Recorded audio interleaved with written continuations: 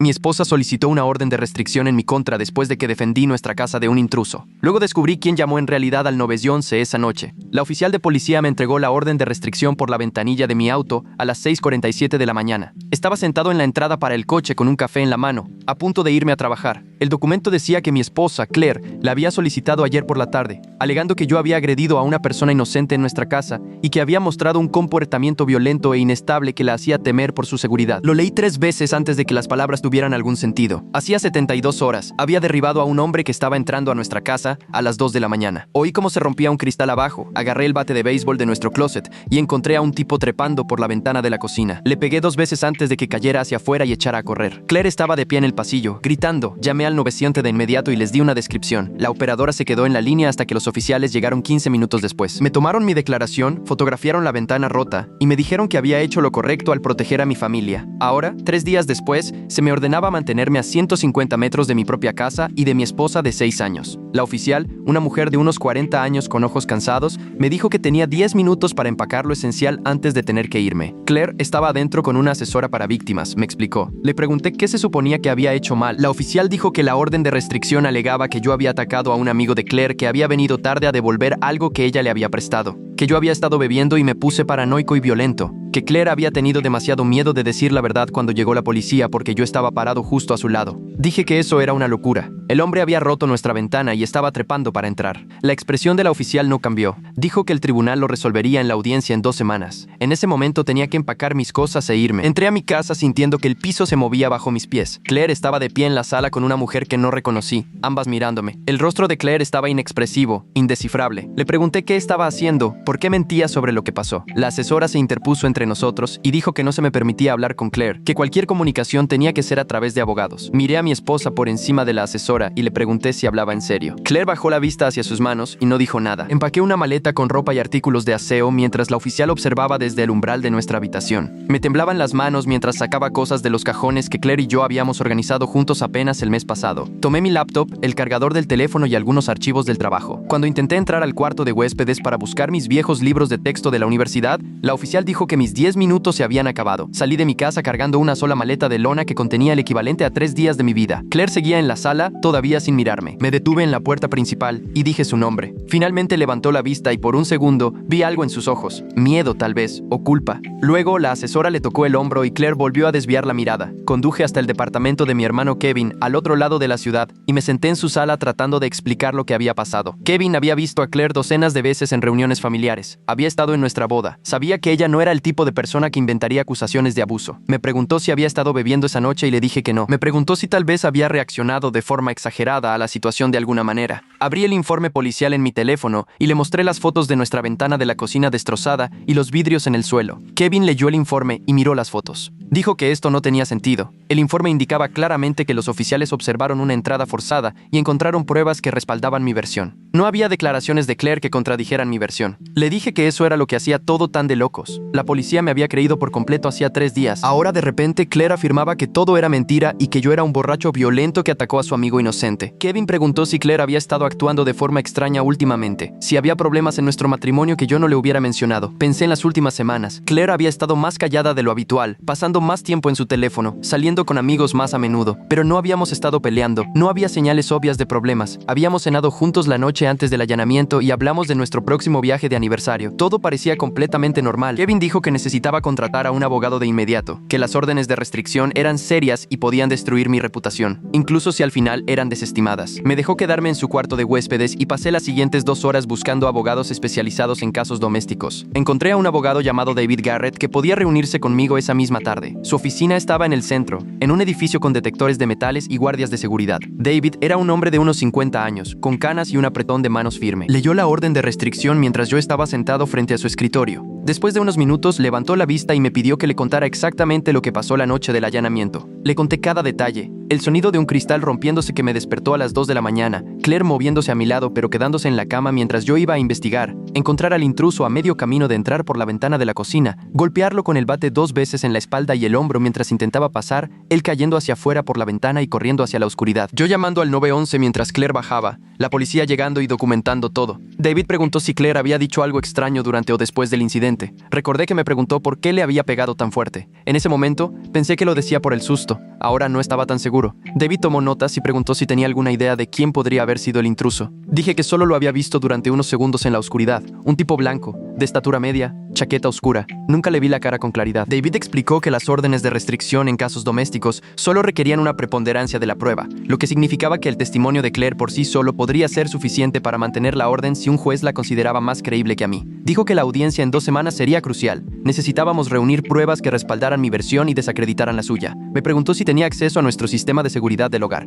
No teníamos cámaras, pero teníamos un sistema de alarma que registraba cuándo se abrían las puertas y las ventanas. Le dije que probablemente podría acceder a la cuenta en línea. David me dijo que sacara esos registros de inmediato y se los enviara. También quería la grabación de la llamada al 911 y cualquier foto que hubiera tomado de la ventana rota. Saqué mi teléfono y empecé a revisar mi galería de fotos. Encontré fotos que había tomado después de que la policía se fuera, que mostraban los vidrios esparcidos por el piso de la cocina y el marco de la ventana dañado. Se las envié al correo electrónico de David mientras estaba sentado en su oficina. Luego, entré a la cuenta de nuestro sistema de alarma y busqué el historial de esa noche. El registro mostraba que el sensor de la ventana de la cocina se activó a las 2:03 de la mañana. Mostraba la puerta principal abriéndose a las 2:18 cuando llegó la policía. Nada más inusual. Le reenvié el informe a David. Revisó todo y dijo que era buena documentación, pero que necesitábamos más. Preguntó por los amigos y la familia de Claire, si alguien podría saber qué estaba pasando realmente con ella. Mencioné a la hermana de Claire, Rachel, que vivía a 2 horas de distancia. Hablaban por teléfono con regularidad. David sugirió que contactara a Rachel con cuidado para ver si sabía algo sobre el estado mental de Claire. Me advirtió que no violara la orden de restricción ni hiciera nada que pudiera interpretarse como acoso. Salí de su oficina con una factura por el anticipo y la creciente sensación de que mi vida se estaba desmoronando por razones que no podía entender. Esa noche llamé a Rachel desde el departamento de Kevin. Respondió al tercer timbre, sonando sorprendida de oírme. Le pregunté si había hablado con Claire recientemente y si sabía qué estaba pasando con la orden de restricción. Rachel se quedó en silencio por un largo momento. Luego dijo que Claire la había llamado ayer llorando, que le había dicho que yo había atacado a alguien y que la había estado asustando durante semanas. Le pregunté a Rachel si de verdad creía eso. Rachel dijo que no sabía qué creer,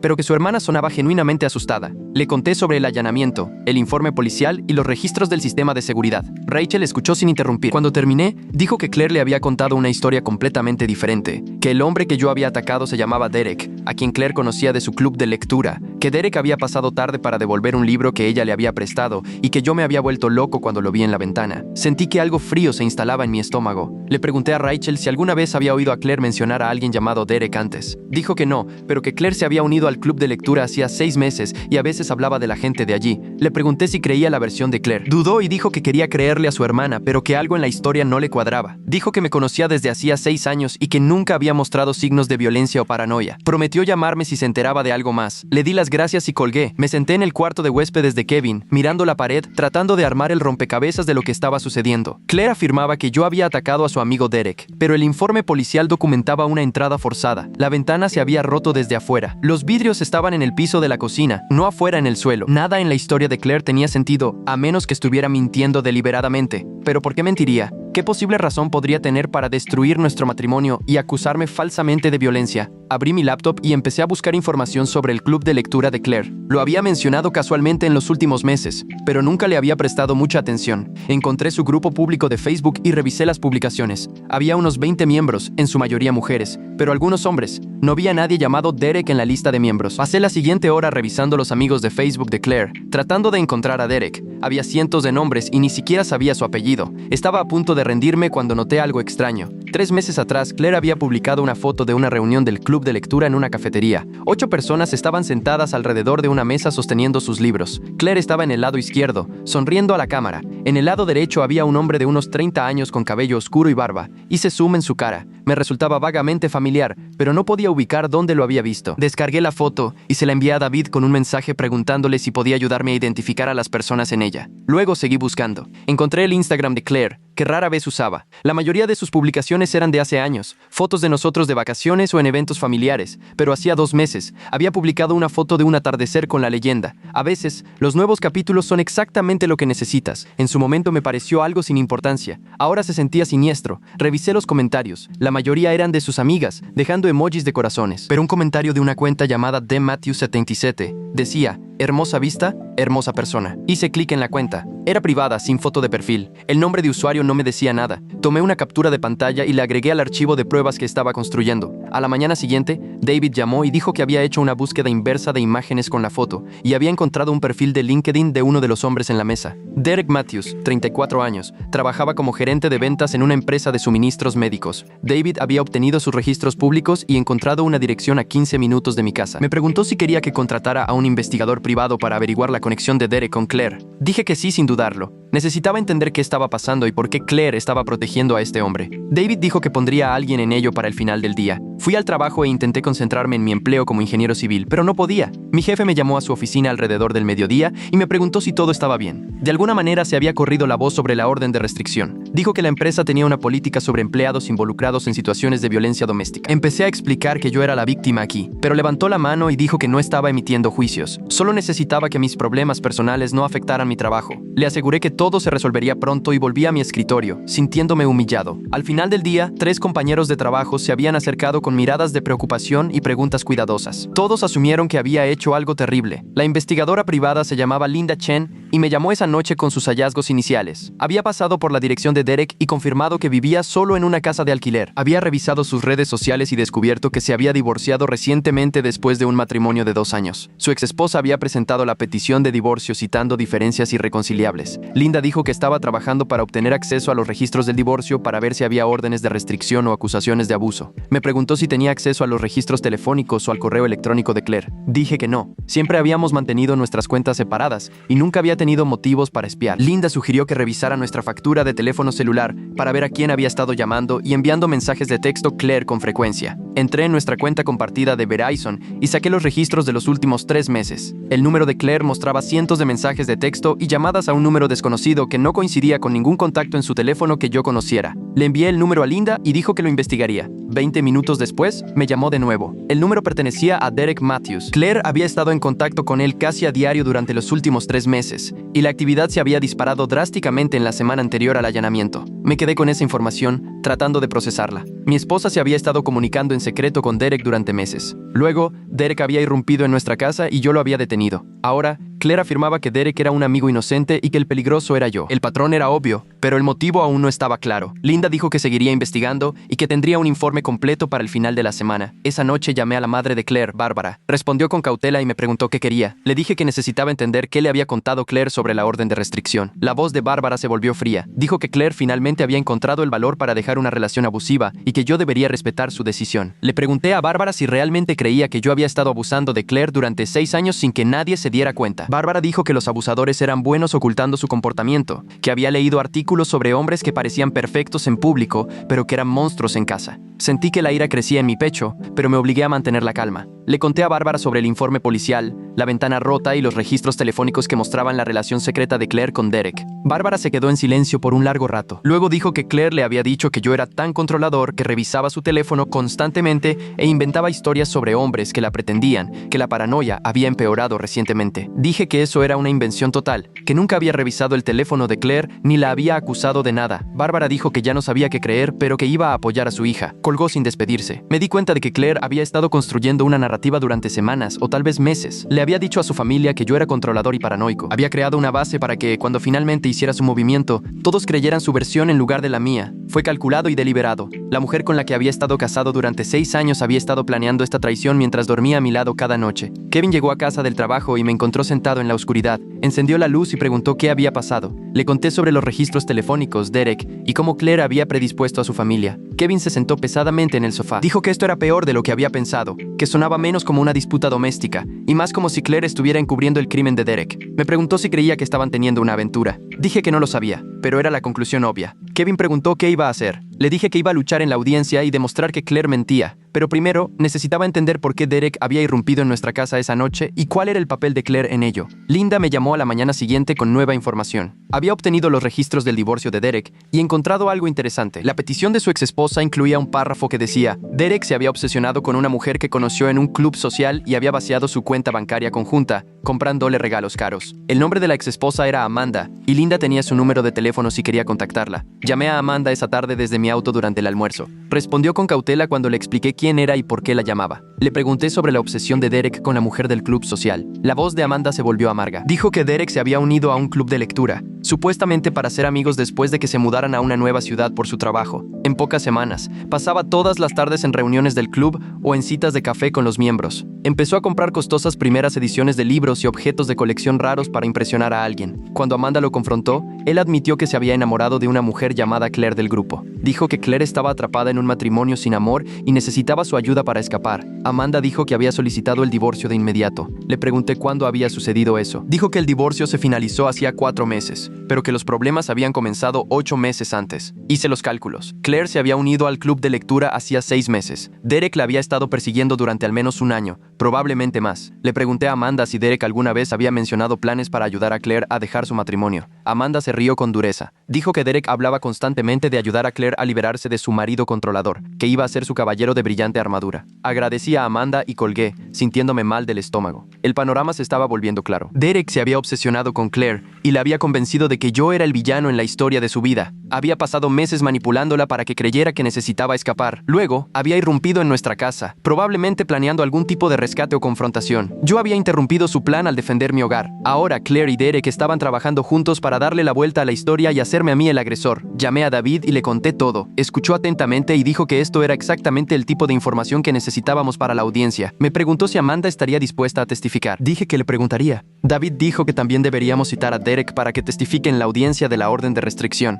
Si se obligaba a Derek a responder preguntas bajo juramento sobre su relación con Claire y por qué había estado en nuestra casa esa noche, la verdad saldría a la luz. Pregunté qué pasaría si Claire y Derek mantenían su historia. David dijo que la evidencia física contradecía su versión. La ventana rota, el patrón de los vidrios, los registros del sistema de alarma, todo respaldaba mi relato. Dijo que los jueces lidiaban con órdenes de restricción falsas más a menudo de lo que la gente imaginaba. Si presentábamos nuestro caso de manera efectiva, teníamos buenas posibilidades de que se desestimara la orden. La audiencia estaba programada para el jueves a las 9 de la mañana. Me reuní con David en el juzgado a las 8:30 y repasamos nuestra estrategia una última vez. Claire ya estaba allí con su abogado, un hombre de unos 50 años con un traje caro. Estaba sentada en una banca fuera de la sala, luciendo pequeña y asustada. Era una actuación, me di cuenta. Se presentaba como la víctima atemorizada para cualquiera que estuviera mirando. Derek no estaba allí. David lo había citado, pero no había garantía de que se presentara. El alguacil llamó a nuestro caso y entramos a la sala. La jueza era una mujer de unos 60 años, con ojos agudos y una actitud directa. Revisó la petición de la orden de restricción y le pidió al abogado de Claire que presentara su caso. El abogado se puso de pie y dio una declaración de apertura, pintándome como un hombre inestable con problemas de ira que había atacado al amigo inocente de Claire y creado una narrativa falsa para justificar la violencia. Llamó a Claire a testificar. Ella subió al estrado y prestó juramento. Su abogado le pidió que describiera lo que sucedió la noche del supuesto allanamiento. La voz de Claire temblaba mientras hablaba. Dijo que Derek había pasado alrededor de las 2 a.m. para devolver un libro que le había prestado semanas antes. Dijo que Derek le había enviado un mensaje preguntando si podía dejarlo tarde porque iba a pasar por nuestro vecindario. Ella había dicho que sí y bajó para recibirlo en la ventana de la cocina, ya que no quería despertarme abriendo la puerta principal. Dijo que yo me había despertado, bajé y encontré a Derek en la ventana, que inmediatamente asumí lo peor y lo ataqué sin hacer preguntas, que ella intentó explicar, pero yo no quise escuchar. Dijo que desde entonces me tenía terror y no pudo decir la verdad a la policía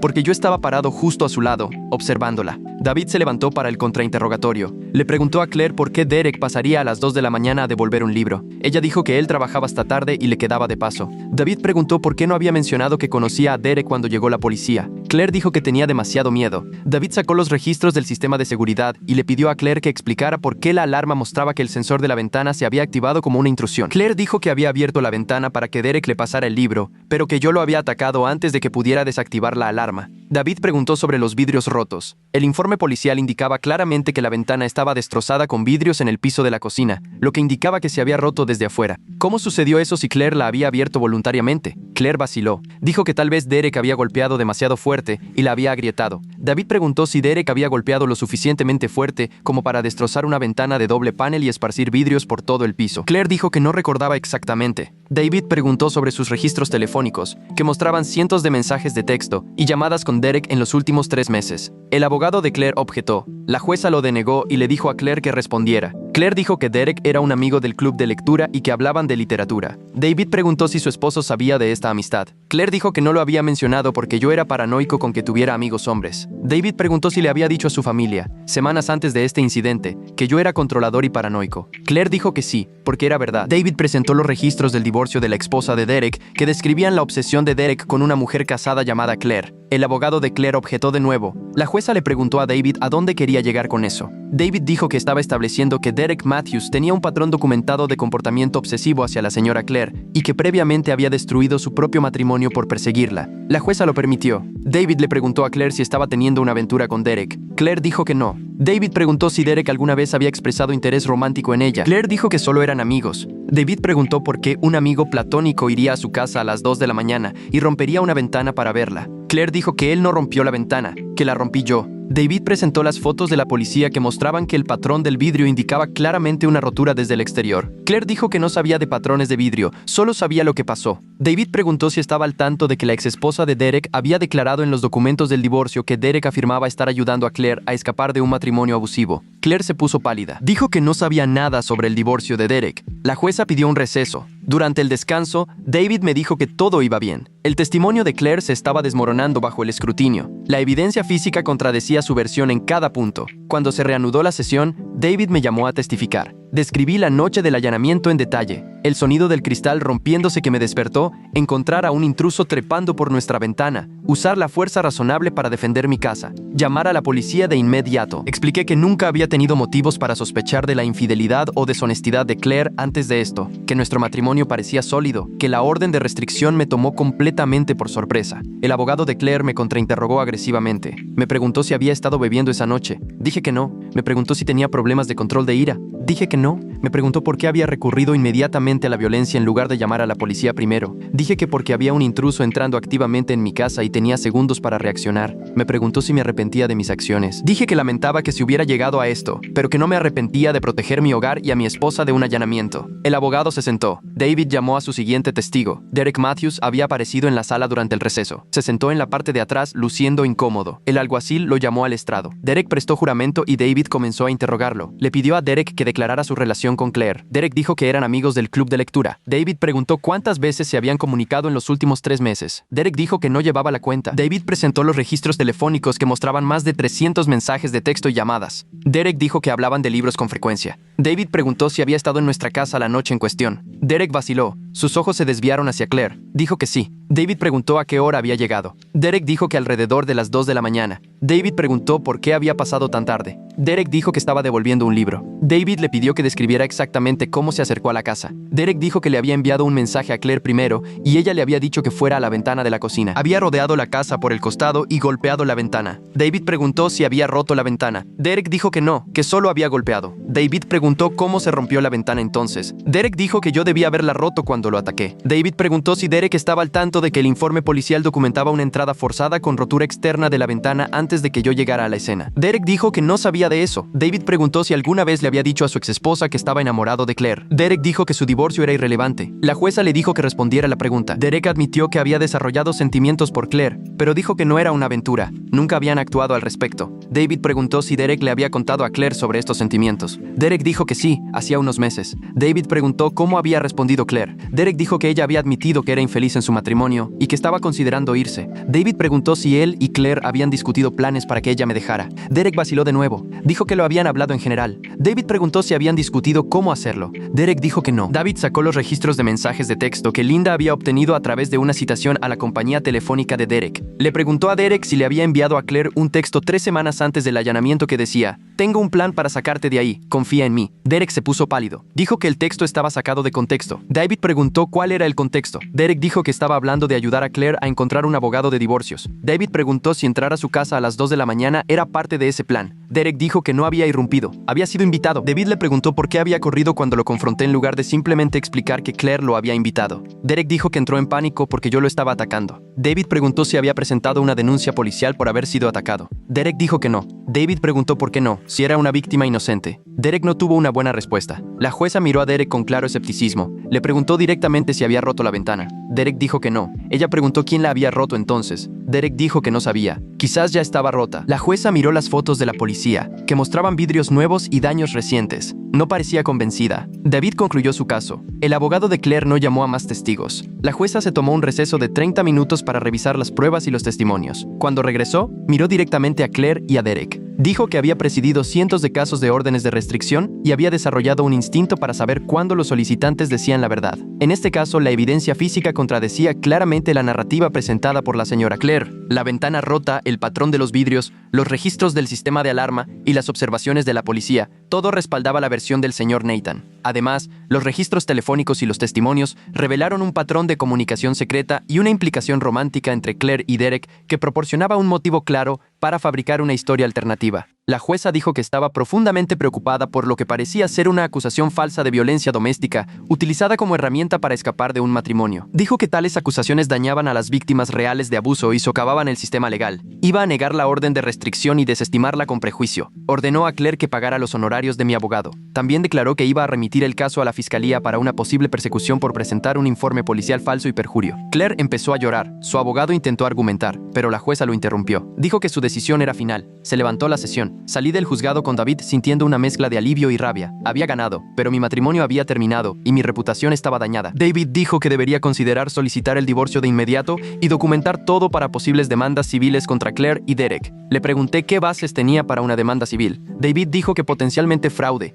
daño moral intencional y conspiración para privarme de mis derechos de propiedad al obligarme a salir de mi casa mediante acusaciones falsas. Dijo que podríamos discutirlo más a fondo una vez que se desarrollara la investigación penal. Le di las gracias y conduje de regreso a mi casa. La orden de restricción había sido levantada, así que legalmente podía volver. El auto de Claire ya no estaba en la entrada. Entré y encontré el lugar exactamente como lo había dejado 2 semanas antes. Recorrí cada habitación, tratando de entender cómo no había visto las señales de que mi esposa planeaba traicionarme. Encontré su laptop en la mesa del comedor. No se la había llevado. La abrí y todavía estaba conectada a su correo electrónico. Sabía que no debía mirar, pero no pude evitarlo. Busqué correos electrónicos de Derek. Había docenas, que se remontaban a 9 meses. Empecé a leer. Los primeros mensajes eran bastante inocentes, discutiendo libros y recomendaciones. Luego, hace unos 6 meses, el tono cambió. Derek comenzó a quejarse de su matrimonio fallido y Claire respondió con quejas sobre sentirse poco apreciada y sola. Derek escribía largos mensajes sobre lo especial que era Claire y cómo merecía algo mejor. Claire respondía diciendo que había estado pensando lo mismo. Hace 4 meses ya discutían abiertamente sus sentimientos el uno por el otro. Derek escribió que se estaba divorciando y que pronto sería libre. Claire escribió que quería irse, pero que tenía miedo de cómo reaccionaría yo. Derek le aseguró que la protegería. Hace 3 meses, Derek escribió un mensaje detallado describiendo un plan. Dijo que Claire necesitaba establecer un patrón de que yo era controlador y paranoico.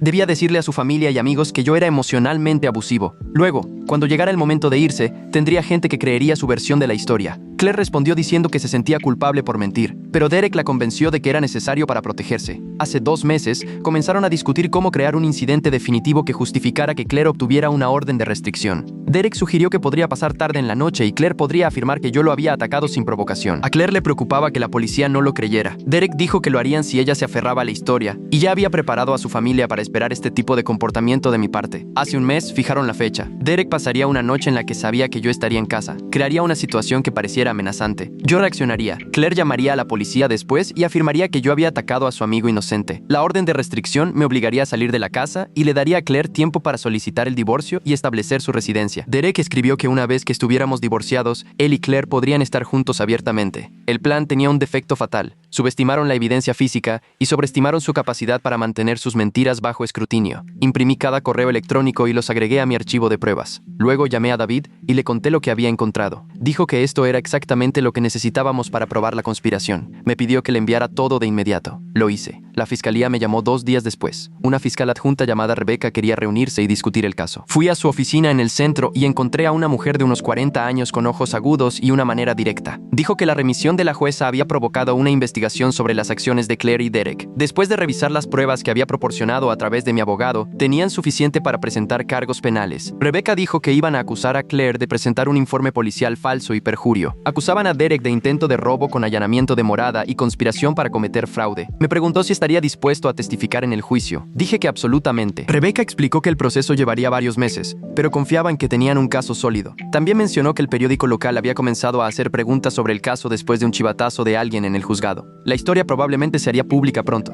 Me advirtió que me preparara para la atención mediática. El artículo salió 3 días después con el titular: Falsa denuncia de violencia doméstica se desmorona en el tribunal. Detallaba la audiencia de la orden de restricción, la evidencia de la relación de Claire y Derek y los cargos penales que se habían presentado. La reportera había hecho su tarea e incluyó citas de expertos legales sobre el daño que las acusaciones falsas causaban a las víctimas reales de abuso. El artículo fue ampliamente compartido en las redes sociales. Al final del día tenía miles de comentarios. Mucha gente estaba enojada con Claire por usar el sistema legal como un arma. Algunos la defendían diciendo que debía haber más en la historia. Unos pocos me acusaron de ser un abusador que había manipulado el sistema para salirse con la suya con la violencia. La atención fue abrumadora. Los reporteros comenzaron a llamar a mi teléfono y a aparecer en mi oficina. Mi jefe me llamó y me dijo que la empresa estaba recibiendo consultas de los medios. Me pidió que me tomara una semana libre hasta que las cosas se calmaran. Acepté y pasé la siguiente semana en el departamento de Kevin, evitando el mundo. La madre de Claire me llamó una noche. La voz de Bárbara era diferente a la de nuestra última conversación. Dijo que había leído el artículo y revisado las pruebas que David había proporcionado a la fiscalía. Dijo que lamentaba no haberme creído,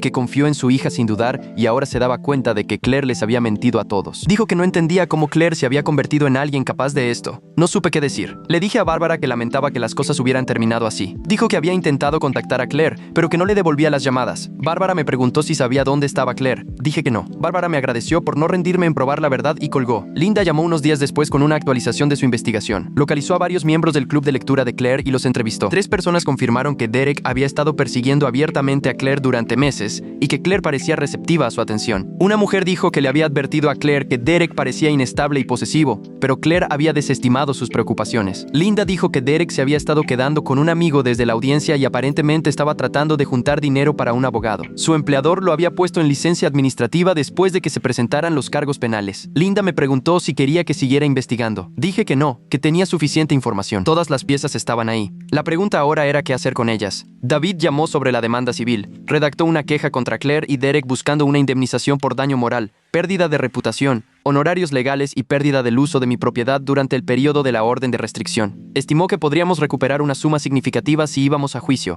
Le pregunté cuáles eran las posibilidades. David dijo que, dados los cargos penales y la evidencia documental, teníamos un caso muy sólido. Le dije que la presentara. La demanda se presentó una semana después. A Claire le notificaron en casa de su hermana Rachel, donde se estaba quedando. A Derek le notificaron en el departamento de su amigo. Ambos tenían 30 días para responder. El juicio penal se programó para 3 meses después. Mientras tanto, mi vida volvió lentamente a algo parecido a la normalidad. Volví al trabajo y me concentré en proyectos que me mantenían demasiado ocupado para pensar. Solicité el divorcio y Claire no se opuso. Dividimos nuestros bienes a través de nuestros abogados sin hablarnos. Ella se quedó con su auto y sus pertenencias personales. Yo me quedé con la casa y la mayoría de los muebles. No hubo pelea porque no tenía ninguna ventaja. El divorcio se finalizó 6 semanas después de que lo solicité. Oficialmente estaba soltero de nuevo y vivía en una casa llena de recuerdos de un matrimonio que había sido una mentira. Kevin me ayudó a volver a pintar la habitación y a reorganizar los muebles. Dijo que necesitaba hacer el espacio mío en lugar de nuestro. Tenía razón. Tiré las fotos de Claire y mías juntos. Borré su contacto de mi teléfono. Intenté seguir adelante. El juicio penal comenzó un lunes por la mañana de octubre. La sala estaba llena de reporteros y observadores curiosos. Claire y Derek se sentaron en mesas de defensa separadas con sus abogados. No se miraron.